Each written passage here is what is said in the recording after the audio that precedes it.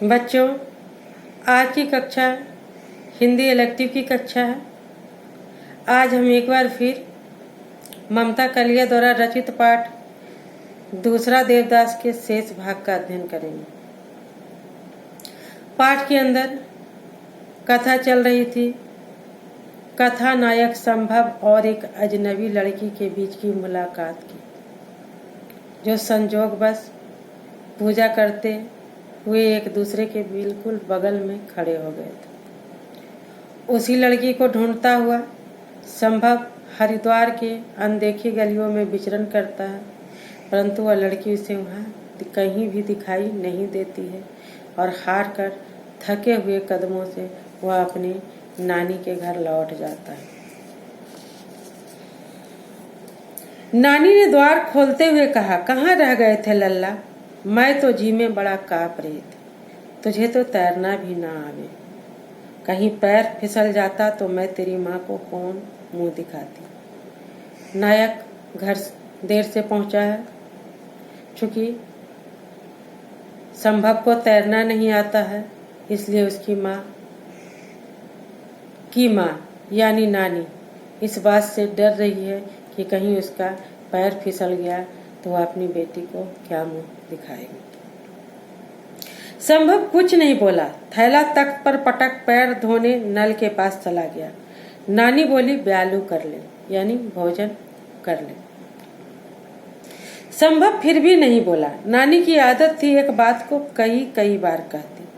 संभव तख्त पर लेट गया। नानी ने कहा, थक गया है ना? अरे तुझे मेले ठेले में चलने की आदत थोड़ा ही है। कल बैसाखी है, इसलिए भीड़ बहुत बढ़ गई। अभी तो कल देखना, तिल धरने की भी जगह नहीं मिलेगी पौड़ी पर। चल उठ, खाइबे को खा ले। चलो उठो, खाने को खा लो। मुझे भूख नहीं है, संभव ने कहा और करवट बदल ली। अरे क्या हो गया? स्नान के बाद भी भूख नहीं चमकी? स्नान करने के बाद भी भूख नहीं लगी? तभी ना इतनी सीख सलाई दे ही है। तब तो सलाई के सीख जैसी तुम्हारी देह है। मैंने सविता से पहले ही कही थी, इसे अकेले ना भेज, यहाँ जी ना लगे इसका। वो अपनी बेटी की चर्चा करते हुए कहती है कि मैंने सविता से पहले ही कहा था कि इसको यहाँ अकेले मत भेजो, इसका यहाँ जी नहीं लगेगा। नानी पास खड़े खटोले पर अधलेटी हो गई। उम्र के साथ साथ नानी की काया इतनी संक्षिप्त हो गई थी, वह फैल पसर कर सोती तो भी उसके लिए खटोला पर्याप्त था। पर उसे सिकुड़ कर गठरी बनकर सोने की आदत थी। गंगा को छूकर आती हवा से आंगन में काफी शीतलता थी। ऊपर से नानी ने रोज की तरह शाम को चौक धो डाला था। नींद और स्वप्न के बीच संभव की आंखों में घाट की पूरी बात उतर आई। संभव को नींद आ जाती है और नींद और स्वप्न के बीच उसकी आंखों में घाट की पूरी बात उतर आती। लड़की का आंख मूंदकर अर्चना करना, माथे पर भींगे बालों की लट, कुर्ते को छूता उसका गुलाबी आंचल और पुजारी से कहता उसका सौम्य स्वर, हम कल आएंगे। संभव की आंख खुल गई।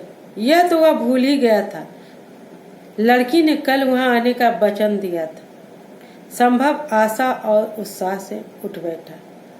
नानी को झकझोरते हुए बोला, नानी नानी चलो खा ले, मुझे भूख लगी। यह सोचकर ही कि लड़की ने वहां आने का वचन दिया है, वह उत्साह से और आशा से भर उठा और उसे भूख भी लग गई। इसलिए उसने नानी को झकझोरते हुए कहा, नानी नानी चलो खा ले, मुझे भूख लगी। नानी की नींद झूले के समान थी, कभी गहरी कभी उथली, यानी कभी हल्की कभी गहरी। उथले झोटे में उसे देवते की सुधाई, यानी नाती की सुधाई। वे रसोई से थाली उठा लाई। संभव ने बहुत मगन होकर खाना शुरू कर दिया। वाह नानी, क्या आलू टमाटर बनाया। माँ तो ऐसा बिल्कुल नहीं बना सकती। ककड़ी का रायता मुझे बहुत पसंद है।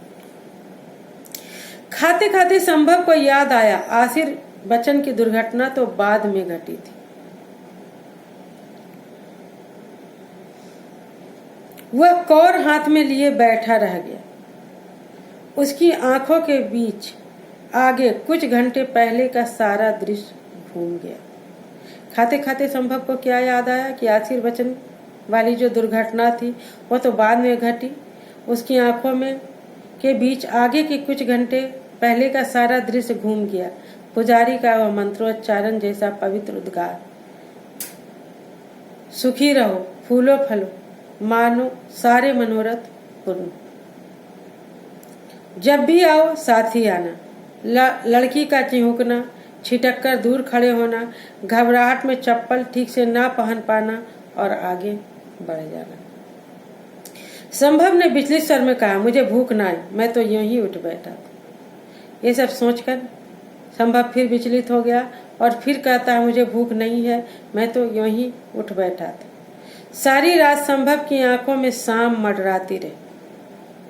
उसकी ज्यादा उम्र नहीं थी, इसी साल एमए पूरा किया था। अब वह सिविल सर्विसेज प्रतियोगिताओं में बैठने वाला था।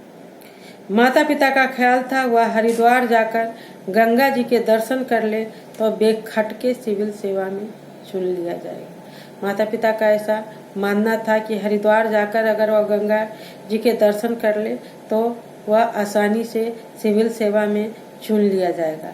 लड़का इन टुटकों को नहीं मानता था, पर घूमना और नानी से मिलना उसे पसंद था।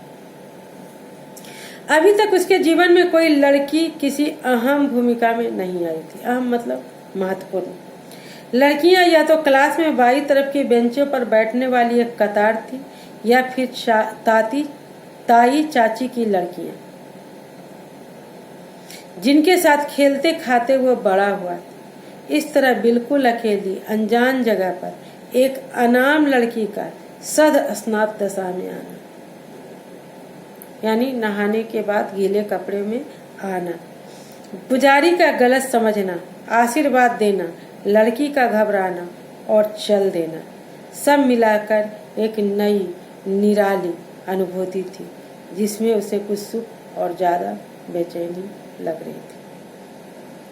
उसने मन ही मन तय किया कल शाम 5 बजे से ही वह घाट पर जाकर बैठ जाएगा। पौड़ी पर इस तरह बैठेगा कि कल वाले पुजारी के देवालय पर सीधी आंख पड़े। उसने तो लड़की का नाम भी नहीं पूछा। वैसे वह हरिद्वार की नहीं लगती, कैसी लगती थी? संभव ने याद करने की कोशिश की। उसे सिर्फ उसकी दुबली पतली काया, गुलाबी साड़ी और भींगी भींगी श्याम सलोनी आंखें दिखी। उसे अफसोस था वह उसे ठीक से देख भी नहीं पाया, पर यह तय था कि वह उसे हजारों की भीड़ में पहचान लेगा। अभी चिड़ियों ने आंगन में लगे अमरूद के पेड़ पर चहचहाना शुरू ही किया था कि नानी ने आवाज दी, लल्ला चलेगा गंगा जी, आज बैसाखी। संभव को लगा वह रात भर सोया नहीं है। नानी की मौजूदगी में जैसे उसे संकोच हो रहा था। उसने कहा, तुम मेरे भी नाम की डुबकी लगा लेना नानी, मैं तो अभी सोऊंगा। नानी द्वार उड़काकर चली गई तो लड़के ने अपनी कल्पना को निर्द्वंद छोड़ दिया, बगैर किसी द्वंद का छोड़ दिया। आज जब वह सलोनी उसे दिखेगी तो वह उसके पास जाकर कहेगा, पुजारी जी की नादानी का मुझे बेहद अफसोस है। यकीन मानिए पंडित जी मेरे लिए उतने ही अनजान हैं जितने आपके लिए। लड़की कहेगी, कोई बात नहीं। वह पूछेगा, आप दिल्ली से आए? लड़की कहेगी, नहीं, हम तो ... के हैं। बस उसके हाथ पते की बात लग जाएगी। अगर उसने रुख दिखाया तो वह कहेगा, मेरा नाम संभव है और आपका? वह क्या कहेगी? उसका नाम क्या होगा? वह बीए में पढ़ रही होगी या एमए में? इन सवालों के जवाब वह अभी ढूंढ भी नहीं पाया था कि नानी वापस आ गई। पाठ के शेष भाग की व्याख्या हम इस वीडियो के अगले भाग में करेंगे।